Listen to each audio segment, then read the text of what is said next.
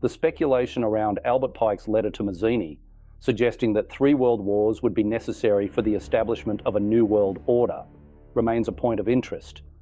This letter proposes that the Third World War would involve a conflict between Israel and the Arab nations, leading to a global conflict that would welcome the Antichrist and set the stage for Christ's return. Intriguingly, this prediction aligns with the prophecy in the biblical book of Ezekiel, chapters 38 to 39. This prophecy foretells a great war involving Israel and a confederation of nations, led by a figure from the north, often interpreted as Russia, or generally as an entire Muslim world. Albert Pike's letter to Mazzini, the Illuminati plan for 3 world wars, dated August 15, 1871. The following is a letter. That speculation claimed that Albert Pike wrote to Giuseppe Mazzini in 1871 regarding a conspiracy involving 3 world wars that were planned in an attempt to take over the world. The Pike letter to Giuseppe Mazzini was on display in the British Museum Library in London until 1977. This letter has been claimed by many internet sites to reside in the British Library in London, which denies the letter exists. Giuseppe Mazzini was an Italian revolutionary leader of the mid-1800s, as well as the director of the Illuminati.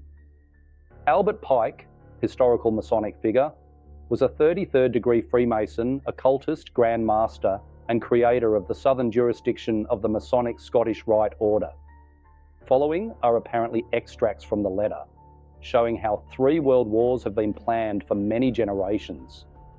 The First World War must be brought about in order to permit the Illuminati to overthrow the power of the Tsars in Russia and of making that country a fortress of atheistic communism. The divergences caused by the agents of the Illuminati between the British and Germanic empires will be used to foment this war. At the end of the war, communism will be built and used in order to destroy the other governments and in order to weaken the religions. The Second World War must be fomented by taking advantage of the differences between the fascists and the political Zionists. This war must be brought about so that Nazism is destroyed and that the political Zionism be strong enough to institute a sovereign state of Israel in Palestine. During the Second World War, international communism must become strong enough in order to balance Christendom, which would be then restrained and held in check until the time when we would need it for the final social cataclysm.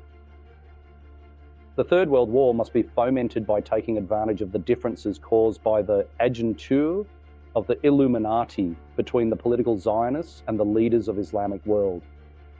The war must be conducted in such a way that Islam, the Muslim Arabic world, and political Zionism, the State of Israel, mutually destroy each other. Meanwhile, the other nations, once more divided on this issue, will be constrained to fight to the point of complete physical, moral, spiritual, and economical exhaustion.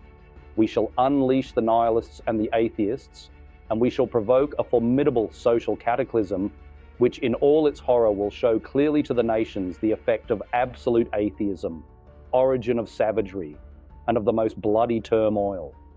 Then everywhere the citizens, obliged to defend themselves against the world minority of revolutionaries, will exterminate those destroyers of civilization, and the multitude, disillusioned with Christianity, whose deistic spirits will from that moment be without compass or direction, anxious for an ideal, but without knowing where to render its adoration, will receive the true light through the universal manifestation of the pure doctrine of Lucifer, brought finally out in the public view. This manifestation will result from the general reactionary movement, which will follow the destruction of Christianity and atheism, both conquered and exterminated at the same time. Some background on Pike. Albert Pike, born in 1809 and died in 1891.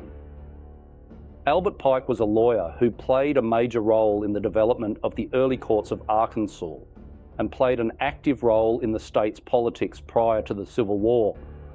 He also was a central figure in the development of Masonry in the state and later became a national leader of that organisation. During the Civil War, he commanded the Confederacy's Indian Territory raising troops there and exercising field command in one battle. He also was a talented poet and writer. After he ceased practicing law, Pike's real interest was the Masonic Lodge. He had become a Mason in 1850 and participated in the creation of the Masonic St. John's College in Little Rock that same year. In 1851, he helped to form the Grand Chapter of Arkansas and was its Grand High Priest from 1853 to 1854. It's clear that he was an immensely powerful man. This brief summary of Pike hardly captures the full scope of his life's achievements. By examining just a few quotes from Albert Pike, we can glimpse his core beliefs. Remarkably, this same man not only held sway over America's highest courts, but also led the Freemasons, one of the most influential secret societies in history. We shall unleash the nihilists and the atheists, and we shall provoke a great social cataclysm, which in all its horror will show clearly to all nations the effect of absolute atheism, the origins of savagery, and of most bloody turmoil. Masonry, like all the religions, all the mysteries, Hermeticism and alchemy, conceals its secrets from all except the adepts and sages, or the elect, and uses false explanations and misinterpretations of its symbols to mislead those who deserve only to be misled, to conceal the truth, which it calls light from them, and to draw them away from it. The apocalypse is, to those who receive the 19th degree, the apotheosis of that sublime faith which aspires to God alone and despises all the pomps and works of Lucifer.